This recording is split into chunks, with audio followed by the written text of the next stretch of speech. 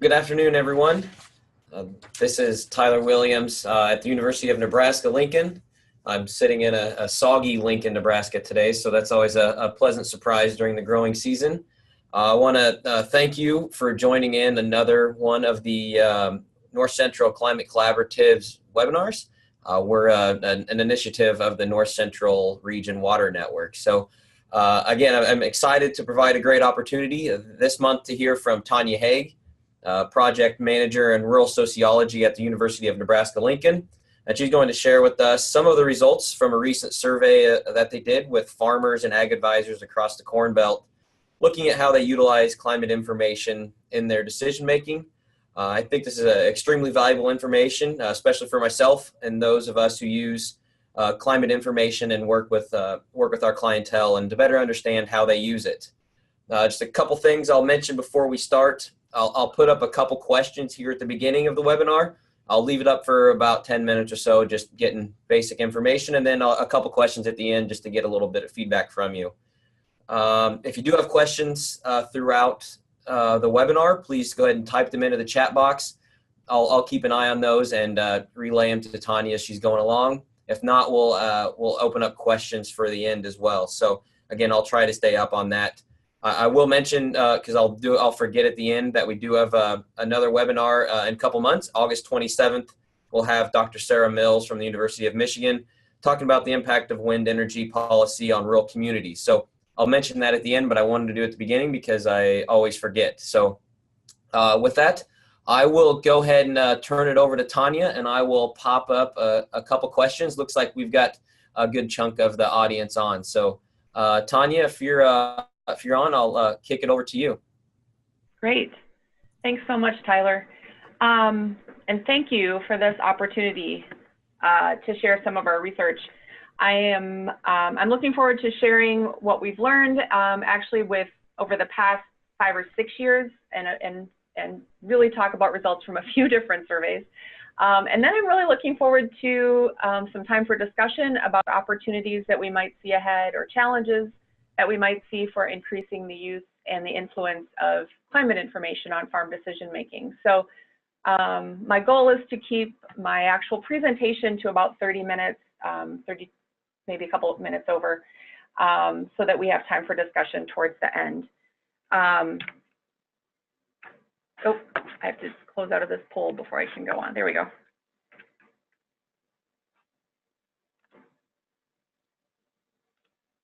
Oh, there we go. Okay, so first I wanted to give a little more background to fill in Tyler's nice introduction. My background's in rural sociology, and I have worked with the National Drought Mitigation Center since 2009. The NDMC's mission is building resilience to drought through monitoring and planning. And among many climate information and monitoring tools that we help develop are things that you're probably very familiar with, like the US Drought Monitor, as well as some other tools like the Vegetation Drought Response Index. And my first project here at the NDMC was actually working with range managers and advisors and other experts in the field to develop some resources called the Managing Drought Risk on the Ranch website and associated materials.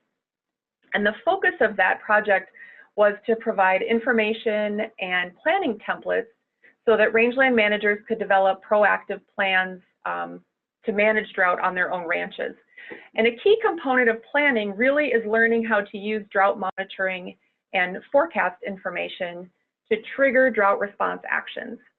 So that really was my very first introduction to trying to help make climate information usable for agricultural producers. And I've learned a lot since then. So mostly my presentation today really builds upon the work that has been done through the USDA NIFA funded Useful to Usable project. And you'll notice I'm using the Useful to Usable template. It's the template that we've been using in presentations for the last few years, and since the project's about done, I felt like it was about my last opportunity to use that template. This project is really focused on improving the usability of climate information for agricultural production across the Corn Belt, across the Midwestern US. And it involved a truly diverse team of scientists from 9 different universities, and we worked together over 6 years working with the agricultural community to develop a number of climate-based decision support tools and resources that we hope will enhance farm resilience to a variable and changing climate.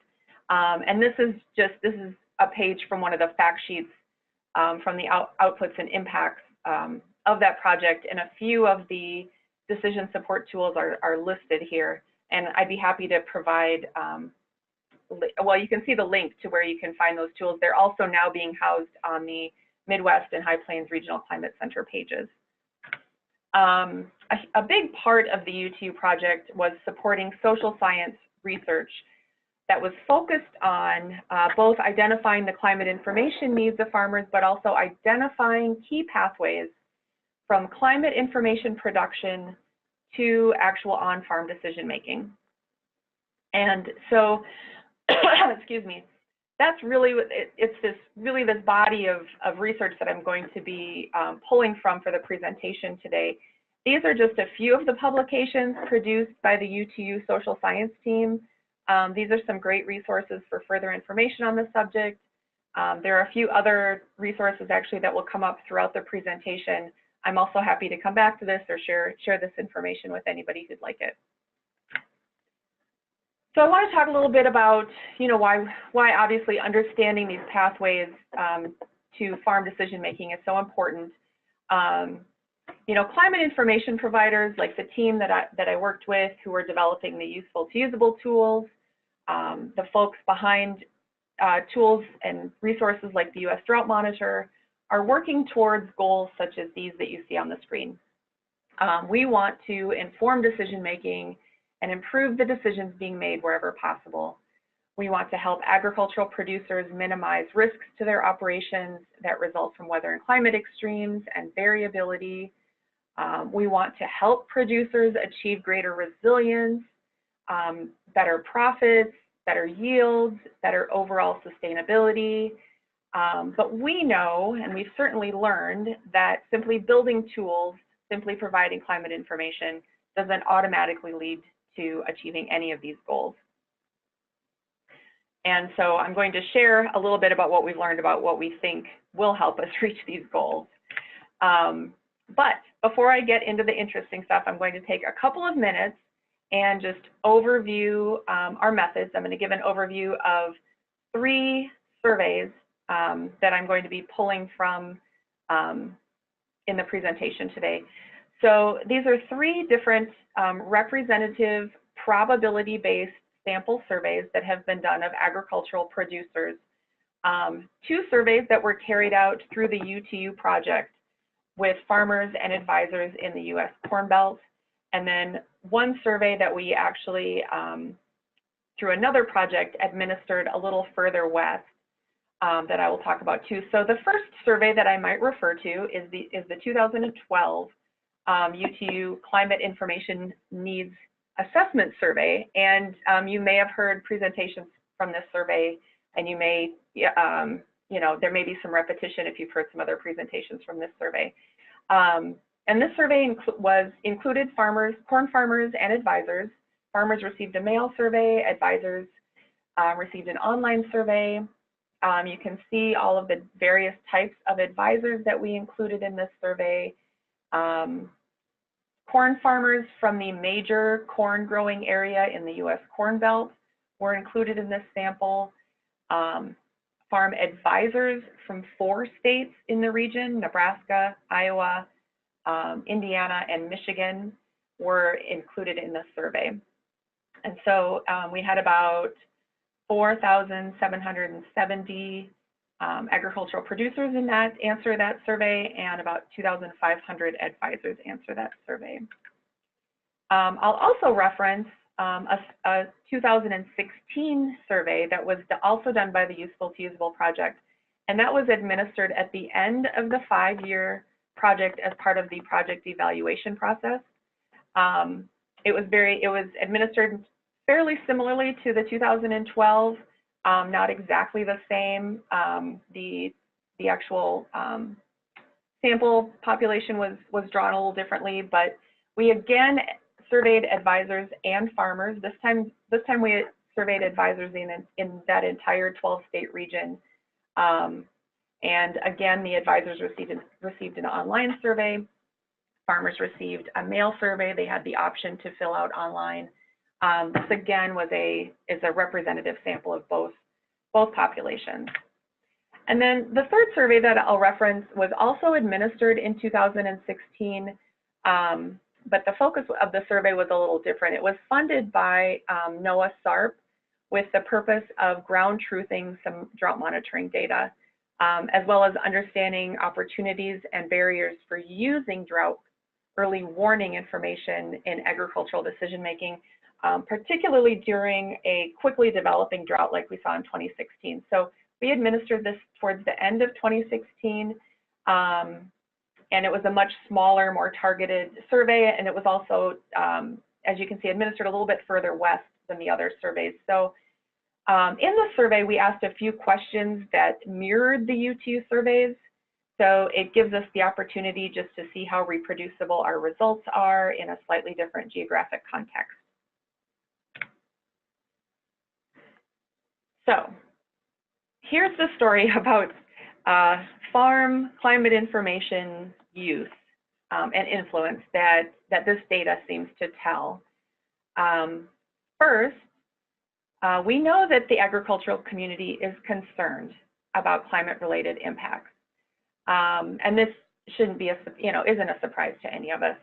But from the 2012 UTU survey, we can see that that there are a number of climate-related concerns that are felt strongly. So individuals either said they were concerned or very concerned about these different problems. And about half of corn farmers said that they were concerned or very concerned about things like longer droughts, increased weeds, increased heat stress, more frequent extreme rains, increased insects, and more crop disease, as well as you can see a range of other concerns as well. So there are plenty of problems that the climate information world can help farmers solve.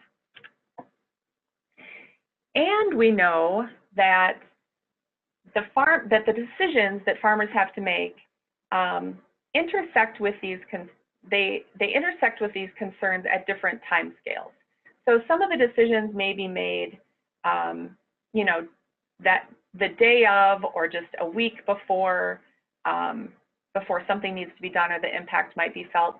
But many tactical and strategic decisions on the farm are made weeks to months to seasons prior to when the actual climate impacts might be felt. So this is this is a decision calendar that was developed by a team associated with the UTU project, and this decision calendar was developed for the U.S. Corn Belt. And really, so you may or may not be familiar with the decision calendar. We can talk more about that later, but without going into too much detail, you can kind of use the length of these blue arrows to indicate the length of time or the amount of time between a decision and the impact that might be felt. So we definitely see a month, even a season difference between impact or decision and impact. So despite the fact that decisions maybe require monthly or seasonal outlooks or longer or use of historical weather trends, we find that the information that most farmers rely on is primarily the current weather or 1 to 7 day forecasts or 8 to 14 day outlooks, and that far fewer are using historical weather data or longer term outlooks that really might be needed or might really be helpful to inform better decision making to reduce climate risk. So there are still some real gaps here. And that was based on the 2012 survey, as is this slide. As of 2012, about 2/3 of farmers said that they were either uncertain or not willing to use seasonal climate forecasts to help them make decisions. And so it was really on this, at the beginning of the U2 project, really seeing this information kind of set the stage for how the project developed. We saw that there was a lot of uncertainty and a lot of, we really needed to do a lot of work on not just creating the tools, but figuring out what were the right pathways and the packaging to really help people have more certainty about wanting to use these tools. So, and during this same period, starting maybe around 2010, in that range, we've really seen an explosion of different products and different means of providing weather and climate information for agriculture, both in the private and in the public spheres. So the agricultural input sector increasingly provides information that may be bundled with other services, such as their agricultural advice or different products, but also providing standalone products. Some agricultural corporations might provide proprietary weather and climate information exclusively to their employees, who then might use it to inform the advice they provide to farmer clients. And we'll come back to that a little later. And while most private weather and climate corporations are actually still relying on federally collected long-term data sets, models, and outlooks to provide their climate service products, there may be differences in how the actual resulting information is perceived and used. So private companies and public entities obviously have different resources, they have different organizational goals, they're working on different timelines, and likely have different strategies for marketing and tailoring information.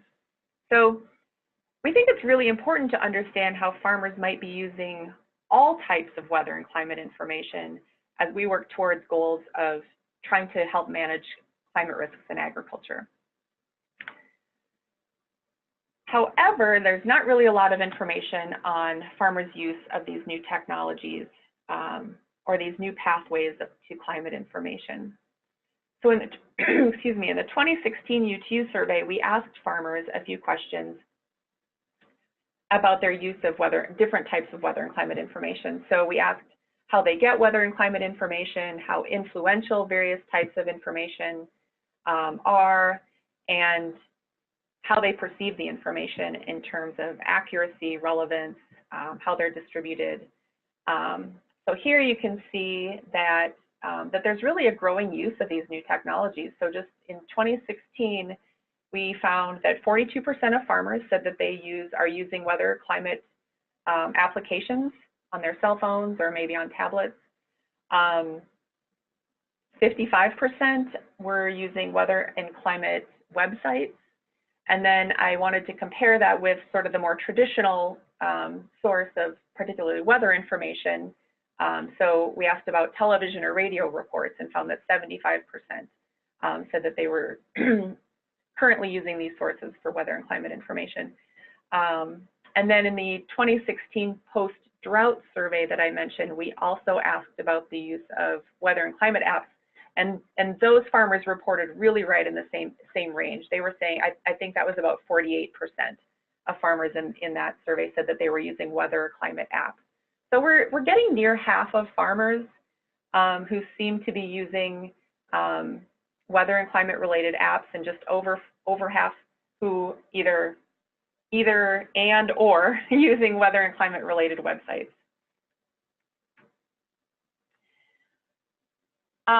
So then we really wanted to know, of those who are using these websites and apps, we want to know where farmers were going for their weather and climate information. So in the 2012 survey, we also asked about different sources of weather and climate information. So we asked farmers if they were subscribing to or purchasing weather or climate services, and some that seemed most familiar at that time were MyDTN, or FieldView, the Plus or Pro version, I believe, were the subscription or purchase versions. We also asked whether they were using free versions of weather and climate information that was provided by a company, and sometimes that's tied to a purchase with the company. Sometimes it's just provided free. There's a free version of FieldView. There's the Pioneer 360 tools. So we asked about their use of those tools and how influential they were.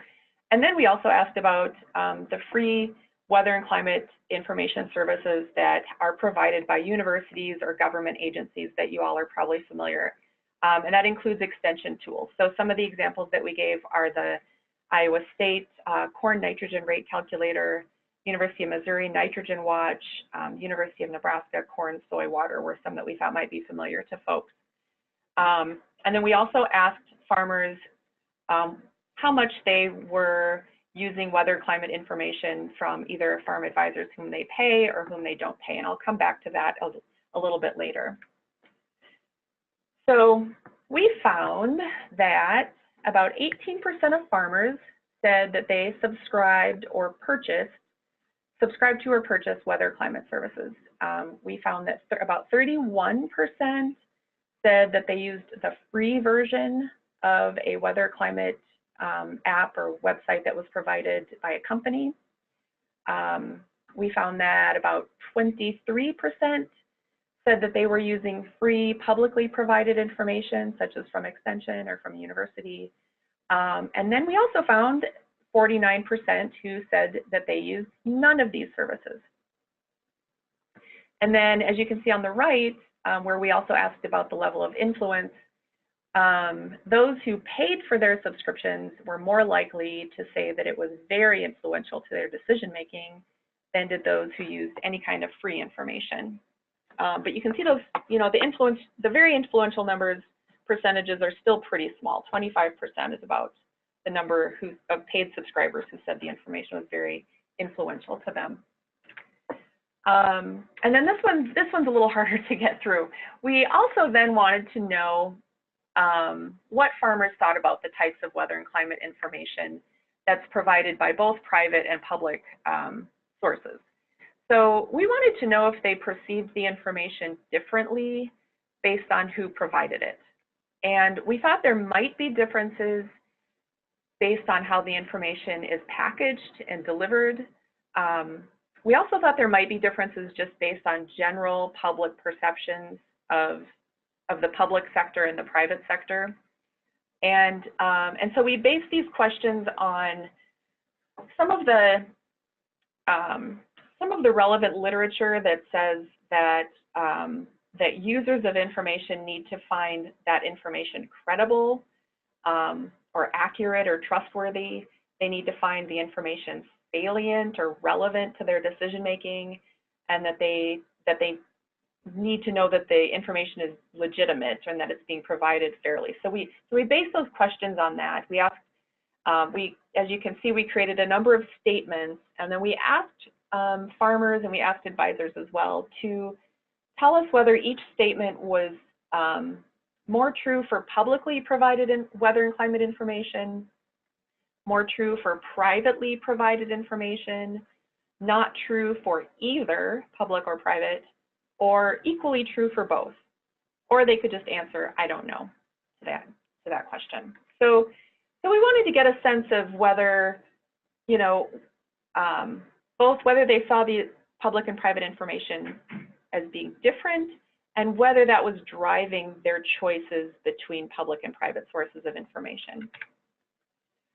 So what we found with farmers, first I wanted to touch on credibility.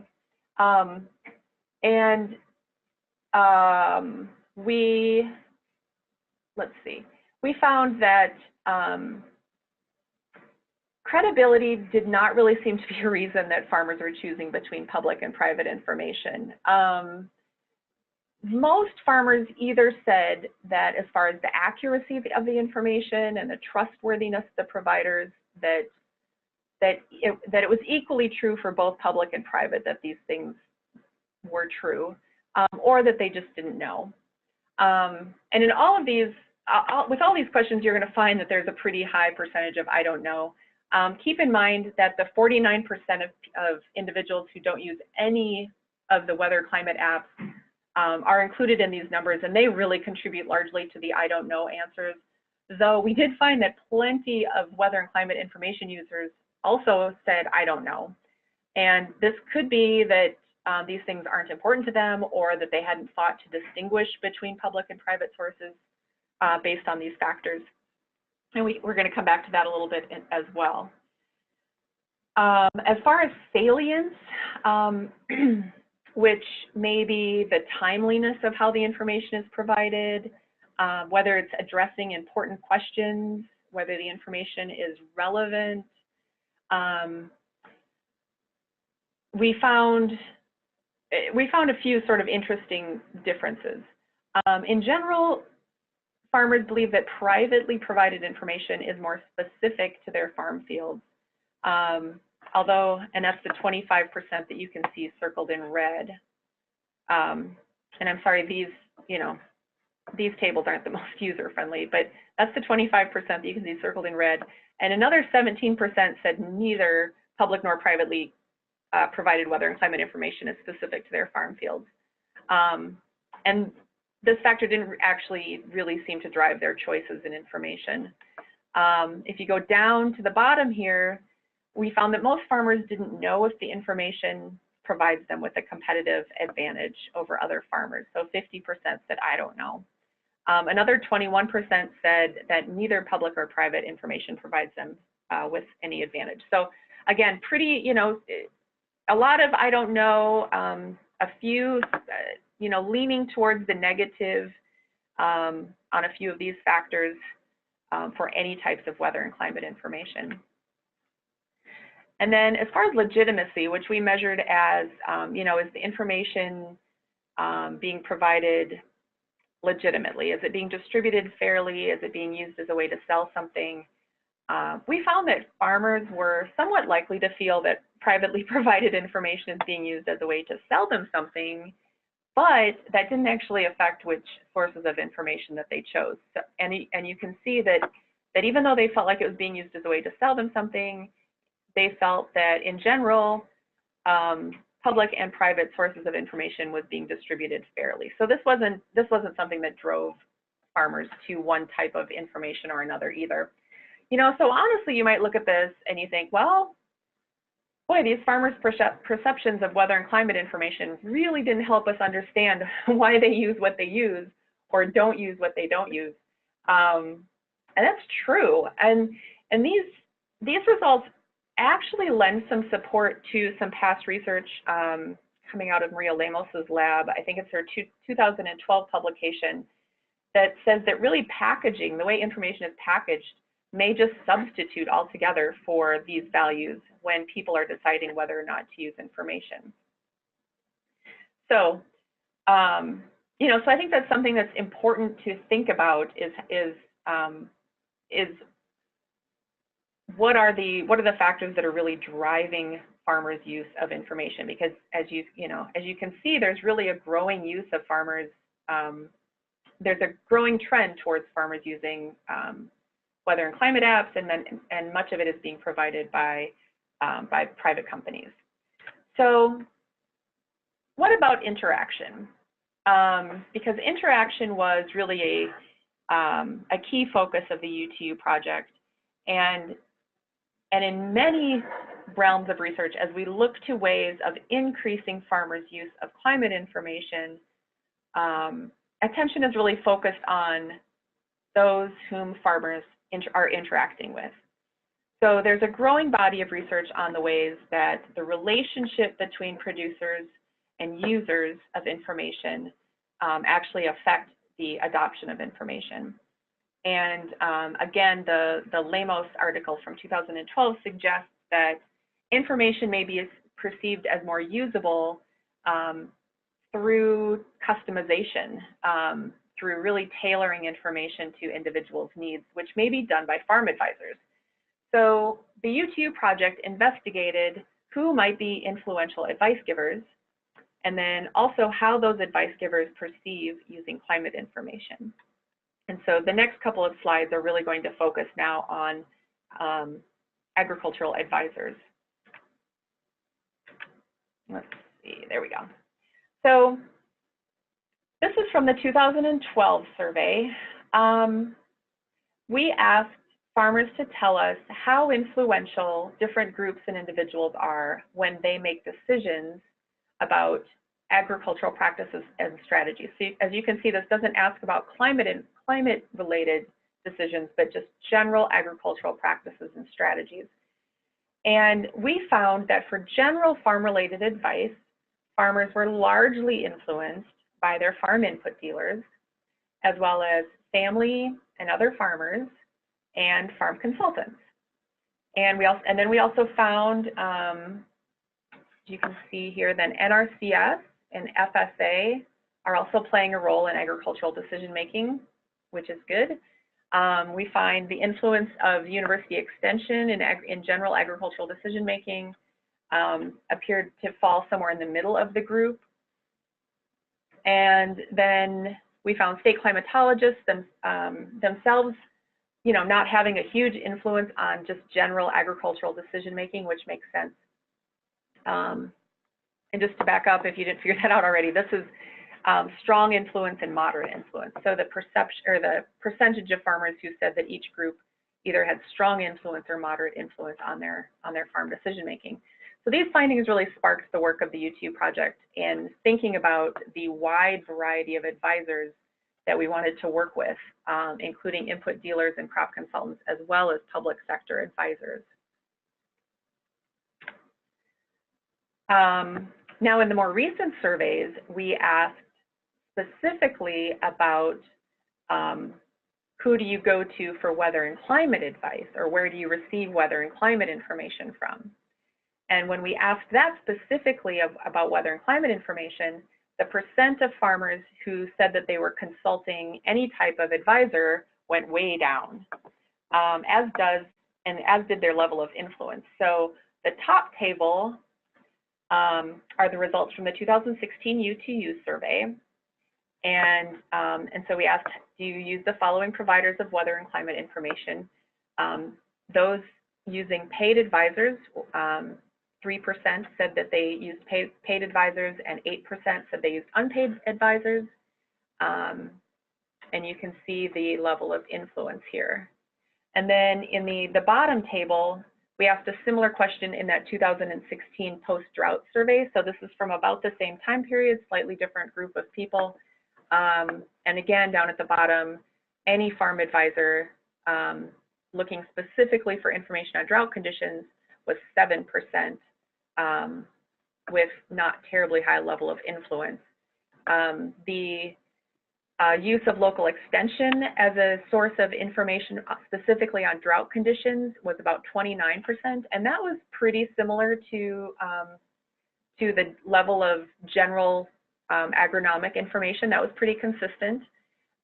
Use of state climatologists was slightly higher when looking specifically for information on drought conditions than for general agronomic advice, which makes sense. And you can see how influential they found each group. And then I just left in for comparison, left that family and friends, which, as with the general agronomic, there's a pretty high percentage of folks who really rely on their friends and family for information. So, so these are somewhat puzzling results.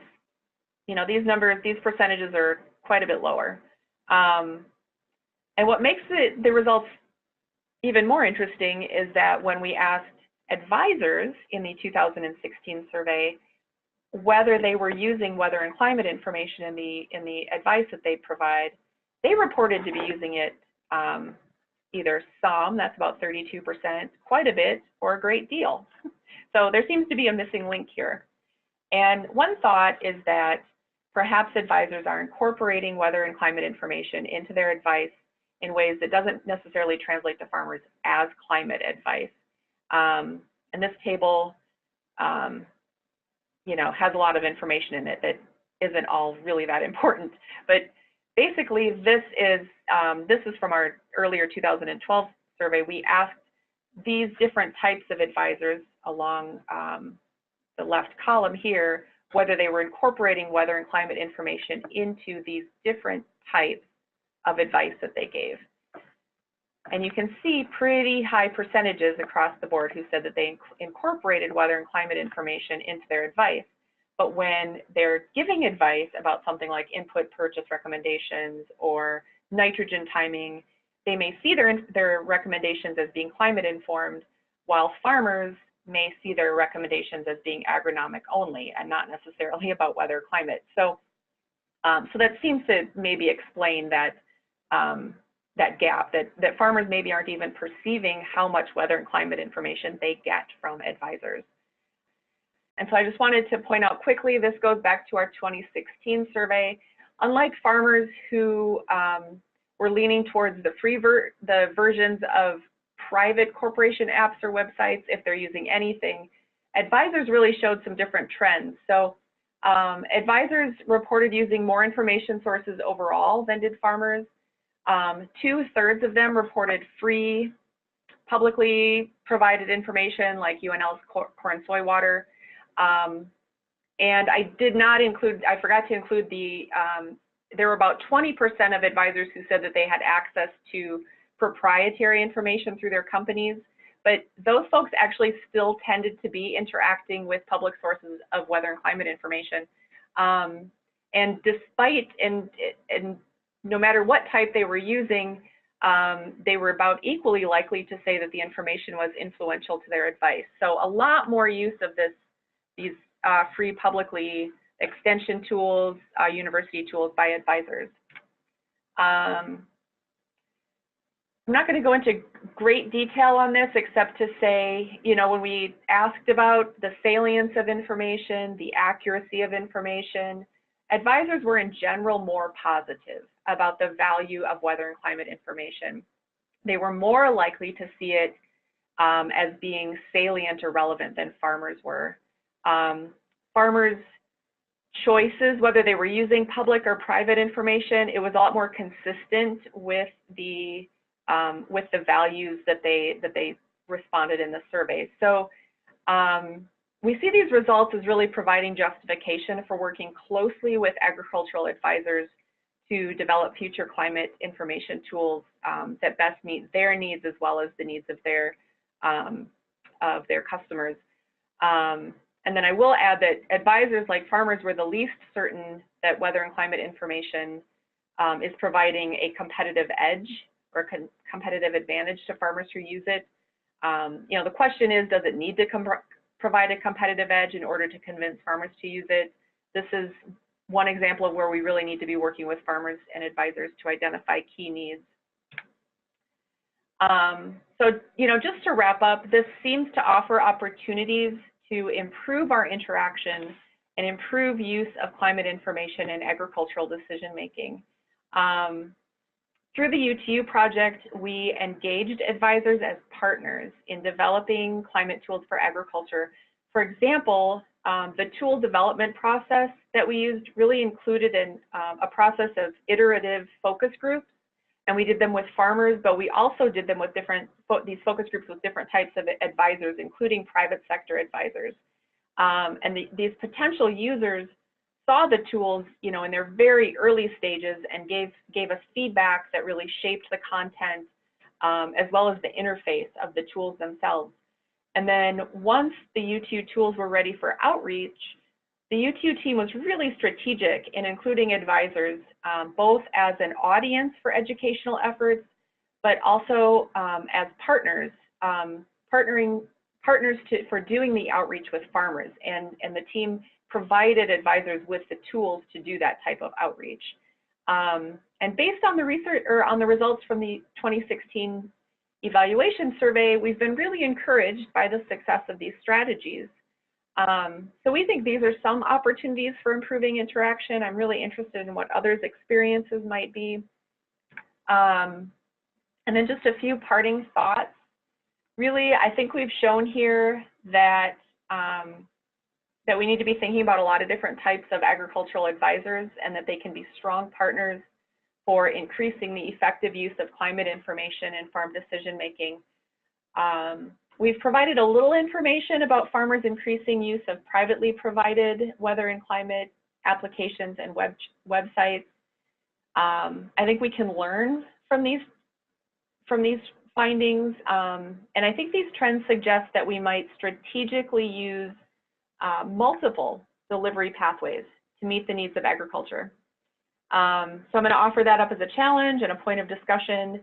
And then finally, you know, regardless of the delivery mechanism, I think it's clear that more work really needs to be done to ensure that the information is really relevant, salient, timely to agricultural producers.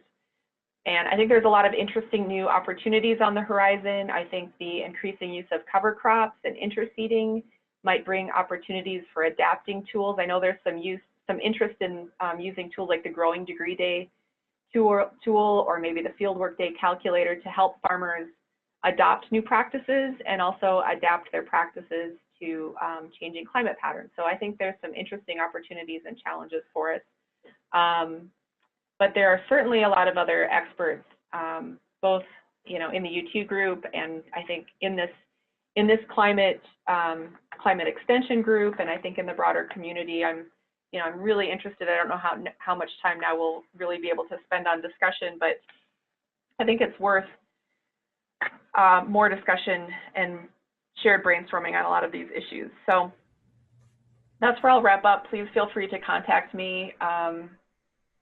Follow me on Twitter, and let me know what you think. Let me know what your thoughts are. So that's where I'll wrap up. Tyler, you can let me know if you'd like, if there is time, if you'd like to have any discussion. Okay. Yeah, thank you. Yeah, type in the chat box if anyone has any questions or discussion. There was one question earlier before we got kicked out, but I don't know if that person was still on here or not, but it was referencing seasonal forecasts and probably I think the inaccuracies that come along with seasonal forecasts.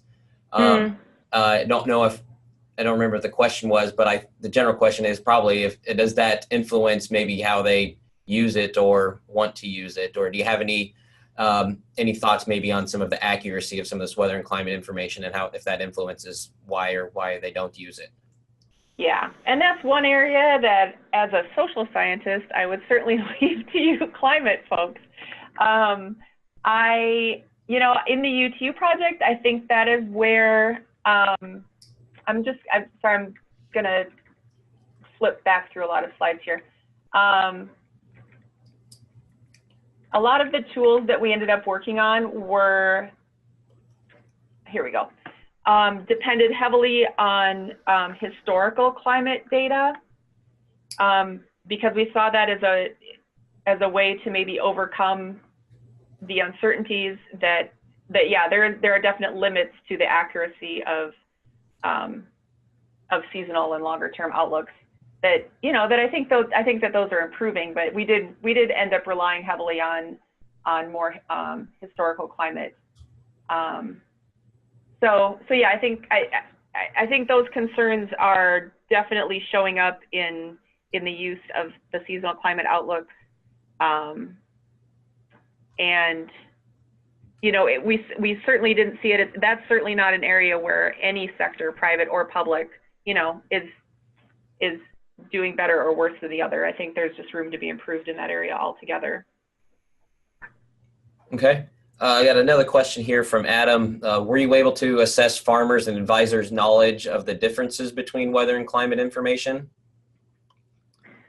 That's a good question. So as far as I should say weather versus climate information. So weather versus climate, yeah. Okay.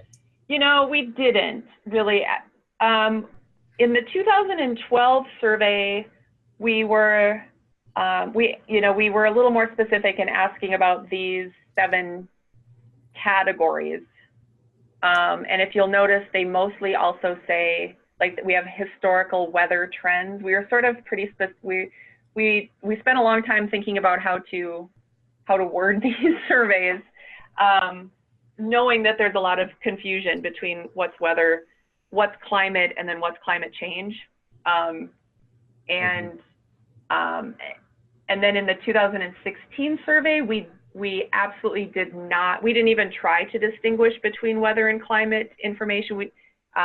When we asked about sources of information, we just gave them those examples,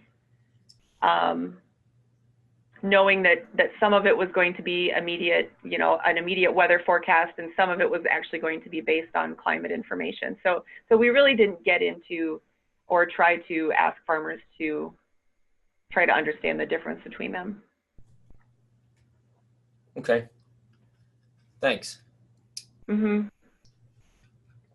I don't see any more questions. I had one. I've been a part of a couple surveys of extension faculty across the region, and sort of basically the same sort of questions that you asked here. And I found that a lot of the results from that aligned pretty close to farmers and ag advisors' feelings, thoughts, opinions, things like that, how they use and climate information. Do you have any thoughts on maybe what we could do to enhance that? How, I mean, we come from, different viewpoints than farmers or ag producers, but we still tend to utilize climate and weather information the same. So I didn't know if you had any thoughts on that. On extension, say that to me again, just on improving communication between extension and. Yeah, I mean, if a lot of the things when we do with these surveys, it's good to know how farmers utilize information. Do you have any thoughts on how extension might utilize this information, or anything that we can do to help extension as a whole better utilize this information? Yeah, absolutely. And extension was included in the advisor survey part here, so they are represented here. And I think sometimes it can just be helpful to take this data and use it in even professional development with extension to kind of show where the opportunities are and where maybe perceptions might be different between different audiences, and where perceptions of weather and climate information is very similar. I think knowing that about your audience makes going out and doing the communication a lot easier. But the strategy that we kind of ended up with in the UTU process, and so tell me if this kind of gets at it too, is really thinking about extension as really having that role of not only having the direct communication with farmers, but also really being important in the trainer role. Extension is really, widely trusted as a source of climate information, extension in universities, and capitalizing on the level of trust that the private sector has as well as the public sector has, and considering themselves really as train the trainer kind of group. And I think that's what you're doing a great job of, even with this climate initiative here. I have no idea if that answered your question, Tyler. No, that's good. It's good to just hear your thoughts, right? Sometimes I get in my extension bubble, so other thoughts. So we all have our bubbles. We'll have our bubbles, right? I don't see any more questions. Any last thoughts or comments? Go ahead and type those into the chat box. You'll notice that I put up a post-webinar survey, just 2 questions, multiple choice. Let us know what you think. And if you'll use this information, we use this to hopefully make the webinars even better as we go on into the future. So hopefully next time we won't have it quit in the middle and leave half the crowd and make it all sorts of cluttered. So anyway, what do you do, right? Technology is great when it works. Yep. So okay. Yeah. Well, great. Well, thanks. Yes. Thanks, Tonya. I'll be on to leave the poll open for a couple minutes, but if anyone has any questions or thoughts, please let me know. Again, 2 months from now, August 27th, we'll have Sarah Mills from Michigan talking about wind energy impacts on rural communities. So a little bit different angle when it comes to climate information. So thanks, everyone, for joining us. And then thanks again, especially for Tonya, for taking time to join us today. My pleasure. Thanks to everybody for being on.